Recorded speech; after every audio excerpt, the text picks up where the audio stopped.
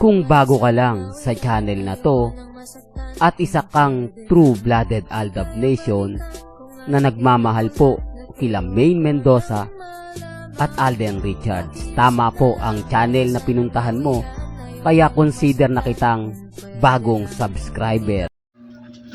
Welcome back mga ka-Aldab. Ito na naman po ang inyong lingkod, si Mr. Destiny, at magbibigay tayo ng pinakamagandang update po ngayon sa social media. Ito yung pinaka-latest na ganap sa Bulaga kanina lang mga ka-Aldab, na kung saan pinakita nga po ni Maine Paul Corazon ang kanyang mahiwagang singsing na binigay nga po ni Alden Richards. Marami na naman pong nag-react, nagkomento, sari-sari pong reaksyon ang nasagap na naman po natin. Hindi po din na matanggap na inilalabas ni Maine Paul Corazon paunti-unti. Yun naman po yung maganda ron eh. Hindi po ba? At ito naman po yung pinaka-latest na mainit-init nga po na piyesta sa Davao na pinuntahan nga po ni Alden Richards sa BDO. Sino nga po ba ngayon ang pinaka-latest? Sino nga po ba ay masasabing laging huli sa pagbibigay ng balita? Sino nga po ba ay nagsasabing fake news po lagi tayo? Kung nakikita nyo naman po at napapanood lahat ng mga sinasabi natin, lahat ng pinapaliwanag ko, nakikita niya naman po ng dalawang mata nyo. Doon sa mga bitter po sa akin, sa mga gustong magpabagsak sa akin, sa mga nagsasabing, wala na, pabagsakin nyo na yung channel ni Mr. Destiny para wala na nga po daw Aldab ang manood. Para tuluyan na nga pong maglaho ang simpatya. Dahil sabi ko nga po sa inyo, kapag wala na raw po kasing Aldab ang nagbabalita, hihinto na ang fandom ng Aldab Nation. Na totoo naman po, di po ba? Kasi kapag nawala nga po tayo mga ka-Aldab, di po ba? Kaya nga sabi ko sa inyo, may mga bagay-bagay po na mahirap nga po talagang ipaliwanag. Mga bagay-bagay na mapapaisip naman po kayo.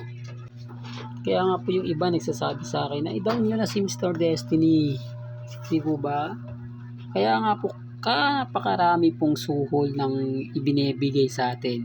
Sinasabi nilang bumitiw ka na sa channel mo, dito ka na lang, mag-iba ka na lang ng content, mas dadami pa yung followers mo, mas dadami pa yung viewers mo. Kita mo sila, yung mga ibang Aldab vlogger, bumaliktad na, ang lalaki na ng views nila, ang lalaki pa ng subscriber nila. Wala naman pong problema eh.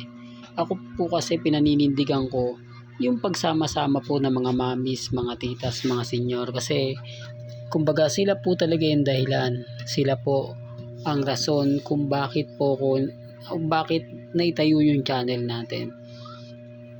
Hindi ko po sila iiwan at never naman po nila akong iniwan. Kahit sabihin ko ng 10 na lang po sila, wala naman po problema sa akin yun eh. Hindi naman po ako kumbaga gusto magparami ng mga followers. Sino naman po kasi yung susubaybay sa akin kung hindi ka rin naman po Aldab? At lalong lalo na po yung mga taong dumadaan lang na 2025 na karamihan ng mga followers ko yung 2015 hanggang 2019, di po ba? Paano nyo sasabihin na nagpaparami pa ako? Alam ko naman po na wala nang magsasubscribe sa akin.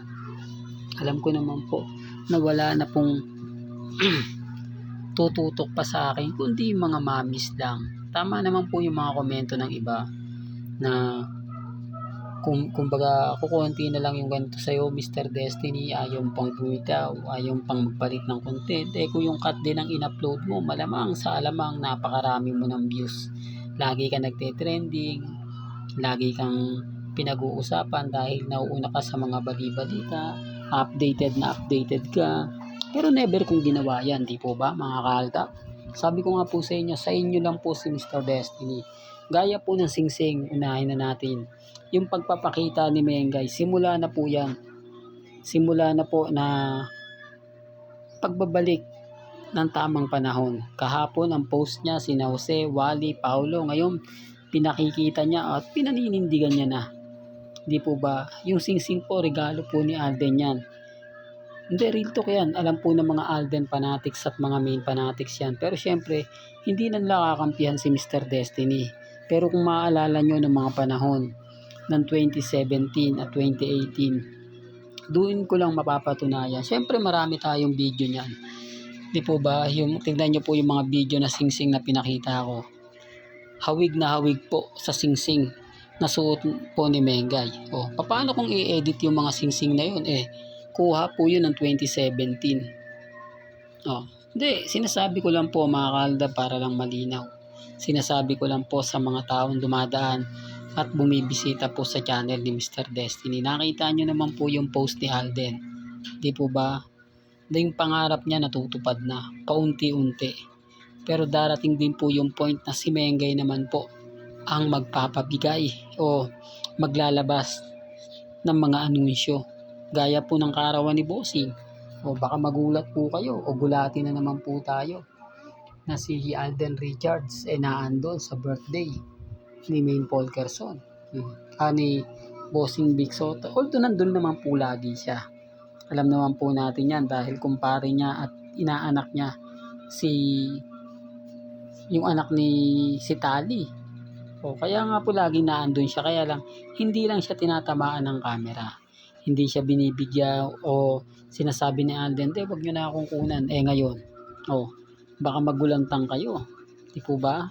Pero syempre, hindi po tayo namimilit sa mga taong ayaw pong maniwala. Hindi tayo namimilit sa mga taong bitter na bitter po kay Mr. Destiny.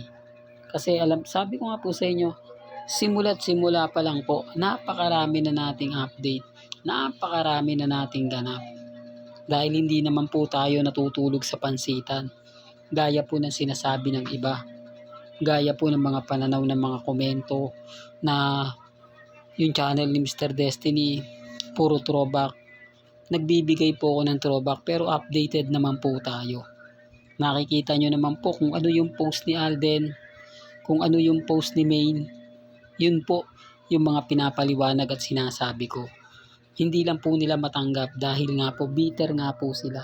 Hindi nga po nila matanggap na may isang Mr. Destiny o may isang channel na hanggang ngayon nakatayo, naninindigan, nananatiling matatag, nananatiling kampante. Po ba? Pero gaya ng pinapaliwanag ko, ano man po yung maging komento ninyo, pabor man o hindi, nire-respeto ni Mr. Destiny yan. Gano'n naman po Kumbaga kung ano yung paniniwala po ninyo, okay lang po yan. Pabor man o hindi, okay lang din po yan. Po ba? Mga komento nyo, masakit man o hindi, nire-respeto ko po yan. Well, hanggang dito na lang po ang ating latest updates. Kaya kung gusto nyo pa po ng pinaka-latest at sariwang update, abay tumutok lang po kayo dito po sa channel ni Mr. Destiny para updated po kayo sa mga bago at sa mga latest na i-upload po natin maya-maya lang. Hanggang sa muli, salamat po sa panonood at pakikinig.